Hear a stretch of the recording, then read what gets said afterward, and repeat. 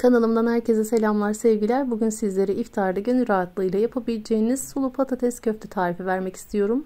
Yanına bir pilav ve marul cacığıyla harika oluyor. Hemen tarife geçelim. 350-400 gram kadar kıymanın üzerine 3 yemek kaşığı köftelik bulguru ekleyelim.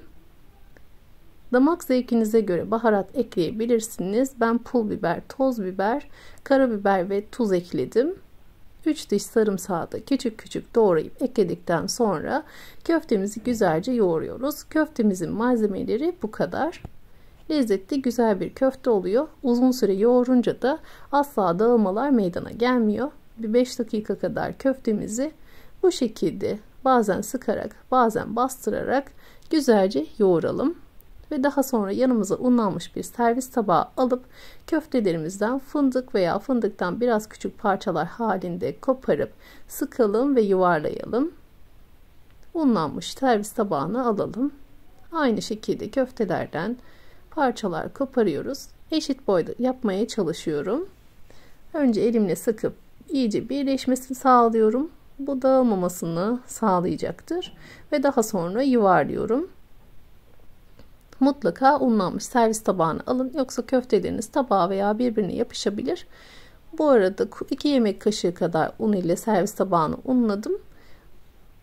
Kullanmış olduğumuz bu un yemeğimizin daha da özlü olmasını sağlayacaktır.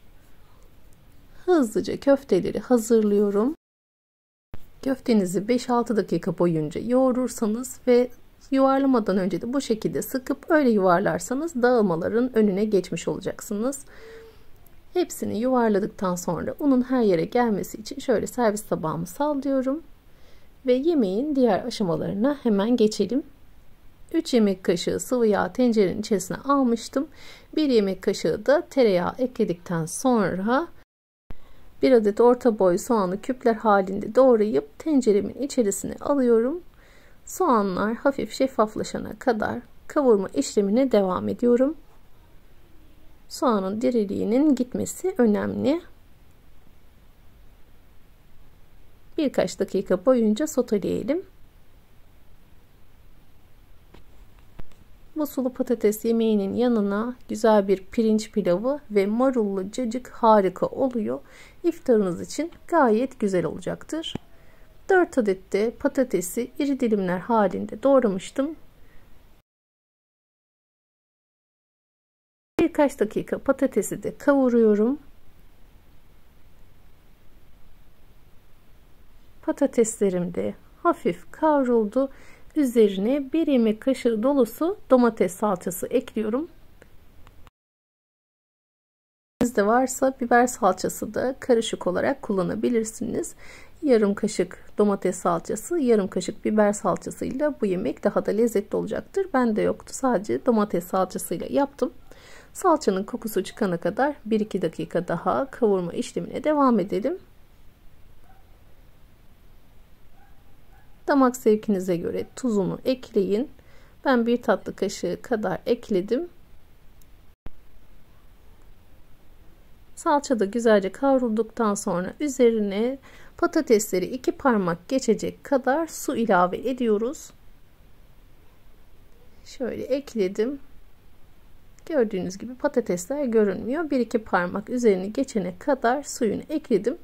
Şimdi kapağını kapatıp patatesler yumuşayana kadar pişmeye bırakacağım. Patateslerimin diriliğinin gitmesi gerekiyor. Şöyle kaynamaya başladı suyum. Kendi halinde pişmeye bırakıyorum. Patateslerin diriliği gittikten sonra da köfteleri ilave ediyorum. Dikkatlice tencerenin içerisine köfteleri yerleştirin.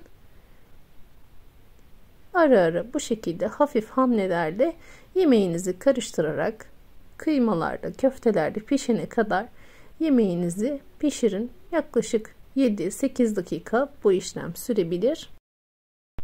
Gerçekten de hem lezzetli hem de çok bereketli bir yemek oluyor. Mutlaka denemenizi tavsiye ediyorum. Ara ara hafif hamlelerle karıştırarak her tarafın eşit bir şekilde pişmesini sağlayın. Suyunuz yeterli gelmezse biraz daha su ilavesi yapabilirsiniz. Patatesler ve köfteler piştiğinde de ocaktan alabilirsiniz. Ara ara kontrol etmenizi tavsiye ederim. Benim yemeğim artık pişti. soğumaya bırakıyorum. Yanına güzel bir pirinç pilavı ve marulla hazırlamış olduğum cacıkla birlikte güzel bir iftar menüsü oldu. Umarım sizler de dener beğenirsiniz. Kanalıma abone olup yorum ve beğeniyle bana destek olursanız çok sevinirim. Bir sonraki tarifte görüşmek üzere. Allah'a emanet olun. Hoşça kalın.